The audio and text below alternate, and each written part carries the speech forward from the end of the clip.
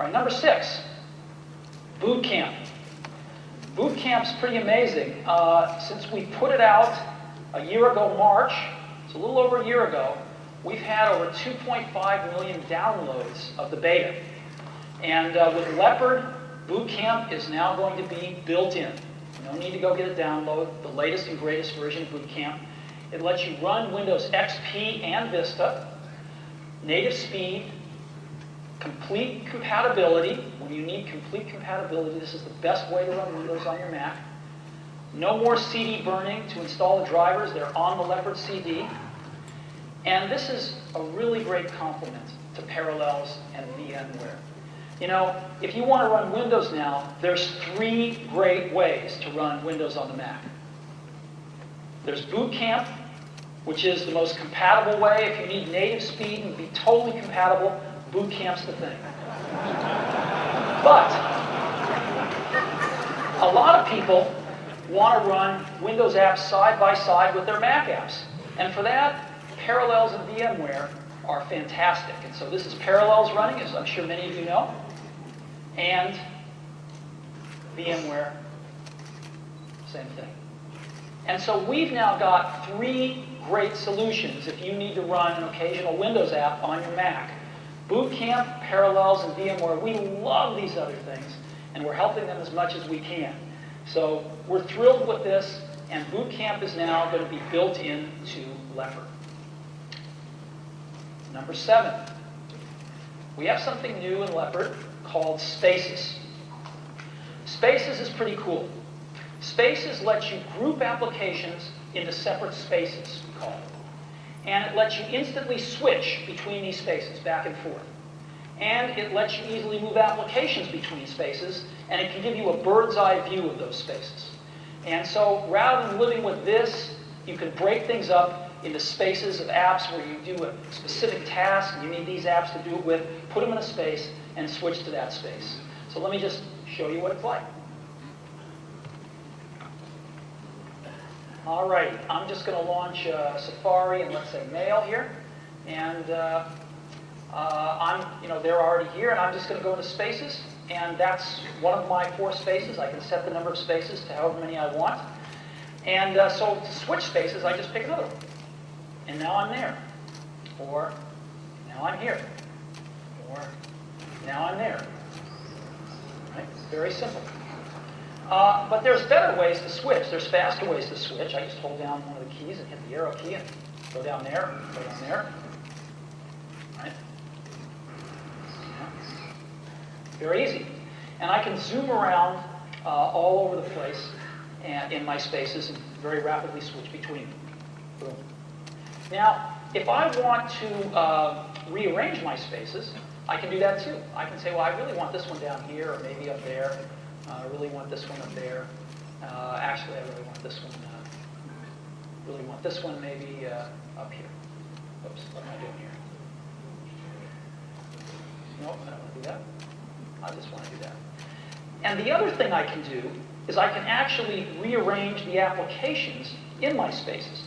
So, as an example, if I'm over here and I want to use iWeb to make a website, I can just drag it up here, and now it's in this space. When I'm done with it, I can drag it back down here, and now it's back in this space. Right? Very, very easy to do. So that is Spaces in Leopard.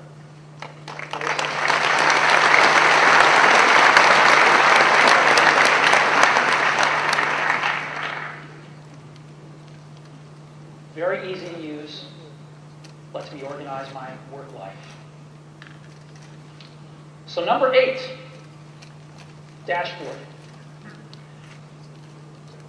Of course, Dashboard's been a huge hit. We premiered it in Tiger. We ship a bunch of widgets, but you guys have written a ton of widgets. There are over 3,000 widgets out there now for Dashboard, and it's been a huge hit.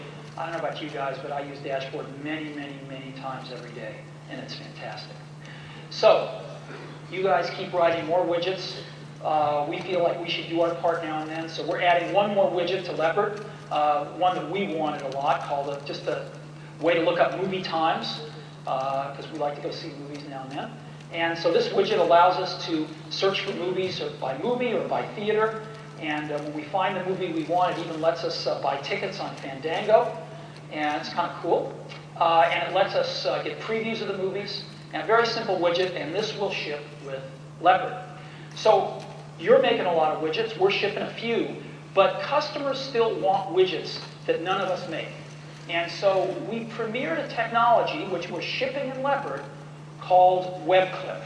And WebClip makes you go, it lets you as a user go make a widget out of almost anything on the internet. So that you can make your favorite widgets without needing any of us. And it's pretty cool. So let me go demo you these now. Our movies widget, pretty simple. It just shows you posters of all the movies. You click on it, and you can look for movies in here, whatever you like. Let's see. And you can pick a theater if you want. What's a theater close to me? I don't know. Pick a time, order tickets. You can even see a trailer here if you want to.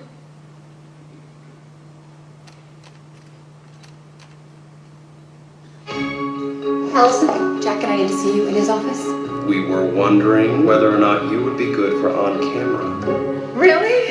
I know, I was so surprised too.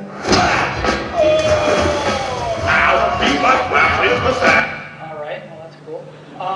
So anyway, this is the movies widget, and I hope you like it. I think it would be useful. But what's really cool is WebClip. And so let me go into WebClip just by going into Safari. And I'm going to go to a few websites where I want to make some widgets of my own. And this is Yahoo, and I like Yahoo's main story area here. It kind of keeps me plugged into what's going on, like a lavish royal wedding in Brunei. So all I do is I go up here and I push this button with the scissors on it, and this is going to automatically find various sections of a website which I might be interested in. And this is the one I might be interested in, so I'm going to just click on it, and I say, make that a widget.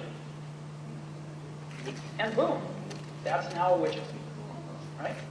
And that's cool. All right, let's go back here, and let's go to another website. I go to Rotten Tomatoes a lot. Rotten Tomatoes, if you've never been there, is like the best site for movie reviews because they aggregate all the movie reviews around the country.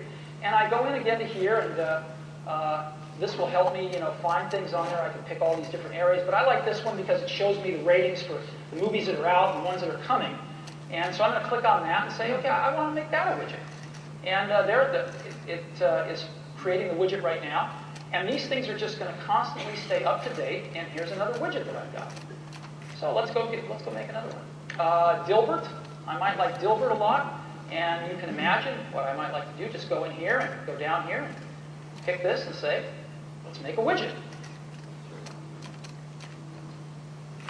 And let me go back, and I've got a few more here. Oh, Google Trends. These are the keywords that people search on the most with Google. It's kind of cool. And so I could go in here and pick any one of these. So I'm going to pick this, but I don't want the top 25. I really just want the top 10, so I'll just raise this up to there and say make a widget out of that. These are the 10 most searched words on Google at any time, and they'll update automatically. And maybe one more. National Geographic runs a photo of the day. It's usually pretty cool, so I might want to see that. Again, pick any of these things, but I'm going to pick the photo of the day and make a widget out of that. And so there we are, and now I can go back and I can take my widgets here and I can flip this around and I can maybe put a picture frame on this one. There's my National Geographic photo, and I can, it's a comic strip, so I'll put a little torn edge on that one. There's my comic strip. This is, so maybe I'll put this on the Google top search words, and maybe I'll put this picture frame here on my box office, and you can just see what you can do here. We'll put this on Yahoo there. So here we go. That gets in the way. Maybe we'll just do something simple. And these are all live. I can go to entertainment here. I can go to sports. I can go pick one of these stories here. Whatever I want to do, and all these widgets are going to update automatically. And this is WebClip. You can make your own widgets from anywhere on the web you want, and they're always going to stay up to date. All right.